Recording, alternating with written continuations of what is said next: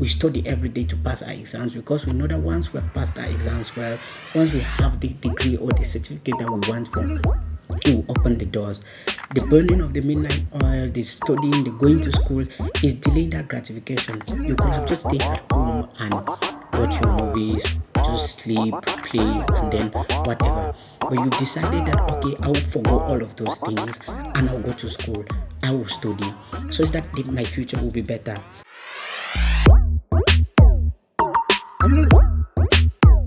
Hello, friends. Today, I want us to talk about living an intentional life as a youth. This is very important because once we start living intentional lives, there are unlimited opportunities and possibilities to what we can achieve. This is also very vital because it is not just for the short term, it also builds onto characteristics, builds upon traits that are very, very useful in the future. When we are growing older, certain things just come to us naturally because our life is more intentional. The things we do, we are selective as to the things we do and to the things we don't want to do. So, I've come up with 4 simple guidelines that can help us to live more intentional lives, and the first of which is to plan ahead of time. Viktor Frankl, in his book Man's Search for Meaning, said, "He who has a why can bear almost anyhow." The reason why this quote is very, very essential in this our context is because planning ahead of time is like setting a why. Why am I doing these things? What am I aiming for? Once you have set those things now, no matter whatever happens, you will always orient yourself to see how to achieve that plan. For example, you need to be able to sit down and look at your life and look at the things. There are obviously events that will be coming up in the future. Certain events like graduating from the university, looking for a job, getting into the university itself. Have you really sat down and done a tentative plan as to some of these things? It is not necessarily to sit down and just do all of them in bulk. You can do it progressively. For example, if you are in the high school, and you very soon you'll be graduating, maybe you're in lower seat or so, it's okay to sit down and plan, what am I going to study in the university? If I'm going to the university, what am I going to study in the university? If I'm not going to the university, what am I going to do? Am I going to take up a job or what? Once you sit down and you plan like that, it orients your life better, because once you'll be studying now in school, you'll be studying towards what you're aiming at. You can bear now almost anyhow. The assignments that they will be giving you in school, you bear it because you know that if you don't pass those assignments, if you don't understand these concepts, you may not be able to get the job that you want after high school. You may not be able to get to the course that you want to do in the university. If you're in the university, you're in the bachelor's, are you intending to do a master's? Are you intending to get a job after your bachelor's? You need to sit down and do a tentative plan on these things and not just wait for those times, because most of the times when you wait and then the time reaches and you have to make a decision that you haven't planned, that you have not really oriented yourself, had proper orientation, you tend to make hasty decisions, and in making hasty decisions you don't make decisions that are appropriate for what you want to be. So planning ahead gives us the possibility to live more intentionally, because you are not just living your life, you are living a life that you have set for yourself with proper goals, proper objectives, proper plans. At each given moment, you plan for those huge events that will be coming, those huge decisions that you make in the future, and in so doing, you find yourself living more intentionally and not being pushed aside around by life. The next one is to focus on long-term beneficial things. Sometimes it is very, very easy to focus on just things that are short-term, like binge watching movies, like going out and relaxing and all of those things. Though those things are very important, I don't say that you shouldn't do them, but the main objective of your life, to be more intentional about your life, is to actually focus on things that are long-term beneficial. Whatever thing that you're engaging into, you sit down and you ask yourself, what is the long-term beneficial benefits of going through these things, of doing these things? Would they build me up to have an advantage over my peers? Would they build me up to be better placed in the future? As a youth, there are many things that can happen in your life, and Jordan Peterson would say, the successful among us delay gratification. This is very, very important in the sense that you delaying gratification means you keep aside, you sacrifice from the present for the future. There are certain things that would have been very pleasurable in the moment that you could have done and you'll be very, very satisfied. But you tend not to do them. Why? Because you are sacrificing. You are delaying that gratification because you know that there is something bigger, there's something better that is coming in the future. For example, the common example is like we study every day to pass our exams because we know that once we have passed our exams well, once we have the degree or the certificate that we want for, it will open the doors. The burning of the midnight oil, the studying, the going to school is delaying that gratification. You could have just stayed at home and watch your movies, just sleep, play, and then whatever. But you've decided that, okay, I will forgo all of those things and I'll go to school. I will study such that my future will be better. That sometimes it is forced onto us because we are kids. We know that that's a routine that we need to do. But now in your own life, you need to be able to sit down and choose those things that you will sacrifice. I'll sacrifice watching a movie today because I need to study and pass my exams. I'll sacrifice going out to party with my friends because I need to make sure that I figure out what my boss had told me to do. I need to sit down and figure out and read that article that I needed to read, or network with the friends, with the colleagues that I needed to network with.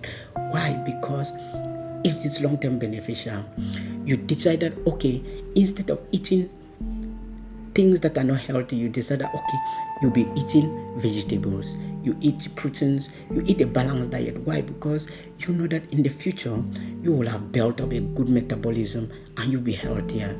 You develop and engage yourself in things that give you long-term benefits, such that in the future, like the book that I read a few months ago that talks about unfair advantages, that people succeed because they have piled up unfair advantages.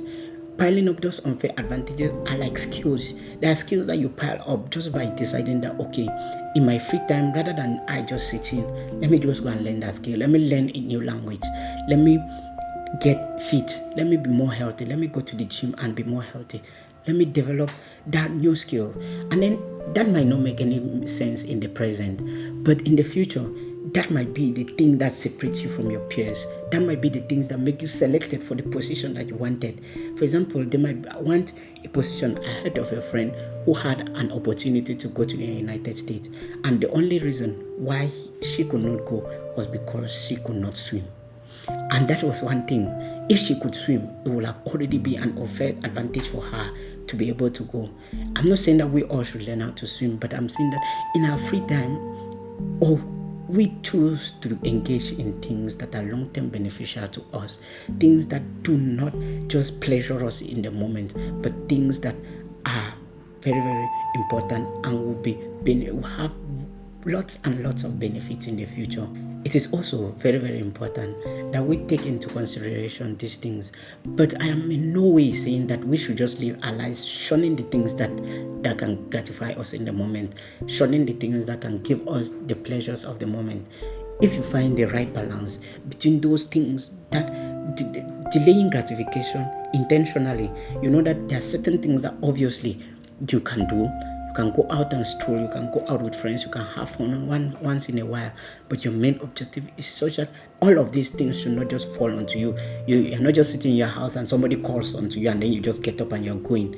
Your life should be more intentional, and more intentional going towards things that gives you long-term benefits. The next point is about taking risks more often. Yeah, I know you might be like, okay, we've heard about taking risks more often and all of those things. But in this sense, I'm not talking about putting your money somewhere and waiting for it to give you benefits in the long term. Yeah, investment might be good. Yeah, it's actually good to invest in your future. Putting some money, invest in things and make it. But in this context, I'm not talking about that. I'm talking about taking up new challenges, taking up risks, taking up challenges in your life that are difficult, that remove you out of your comfort zone. The reason for this is because once you decide and you're like, okay, there are things that actually that you fear to carry out in your life, not because they are difficult, but because you've had that perception of like, these things are difficult, these things are challenging. Maybe having a conversation with people, you're not the type that is an outgoing person, an extrovert that can sit and network with people. you know that, okay, these are the things that are very difficult for you. You need to get out of your own way and make sure that you handle those things. You take the risks. If your risk is to have a conversation with your friends, you need to do it, because once you do it, you develop new superpowers per se. Because once you've challenged yourself and you succeed the first time, it becomes almost easier to do it the next time, and before you know it, it becomes a habit.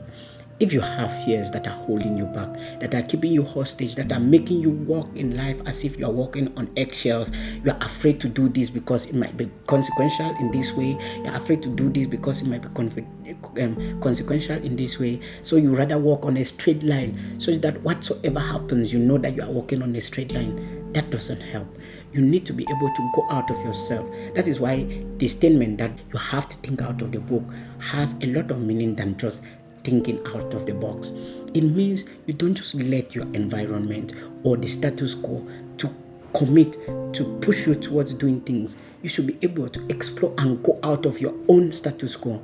You know that there are certain things that are ultimately difficult for you to do, but if you need to do it to be more happier, to be in a position where your conscience is clearer, you need to do it. For example, you have a confrontation with your friend. Your friend does something to you and you are not happy about those things. It is on to you to stand up to your friend and tell them, this I don't like. No matter the consequences, you know that you have actually stood up for yourself. And in doing that frequently, you develop the skills and the abilities to be able to always stand up for yourself. And then things that happen to you will be more intentional, and not because you were scared and you decided to lay back. Because once you don't make mention of your thoughts, the things you want, to the people around you, you tend to see that they will continue to do those things that you don't like, and you will continue to be angry. It's just the same in life. There are other things that you need to do. You need to get out of your comfort zone. You need to take risks on those things. You see that you're in a job that is not paying you well, or that is paying you well and you are not even happy. You need to take that risk and be like, okay, I need to quit this job. And before I quit this job, it's either you quit the job or you ask for a raise. If you ask for a raise and the raise is not given, at least you will have taken a step to show your dissatisfaction at that job. It can actually also help your other colleagues. But away from that, on you, you take the risk. You talk about getting a raise. If you are not in for the raise, you just want to get out of that job, you take the risk. Save some money.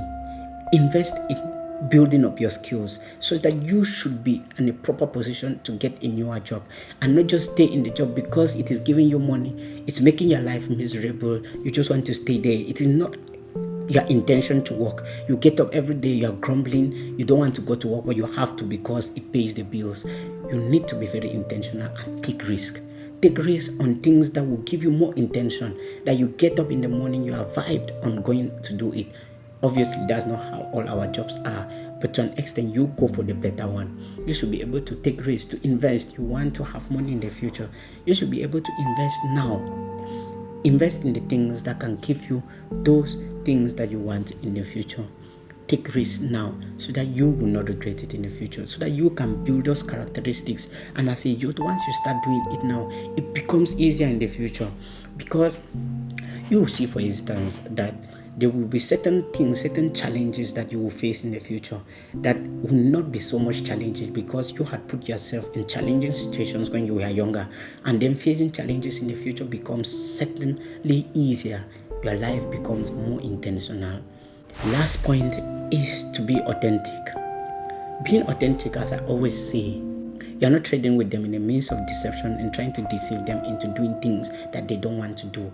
Rather, you're trading with them to benefit both of you people. And once there's this thing about in game theory that you see, that they say that the games we play now are not the games that just end at the moment. They are games that end, that go far into the future.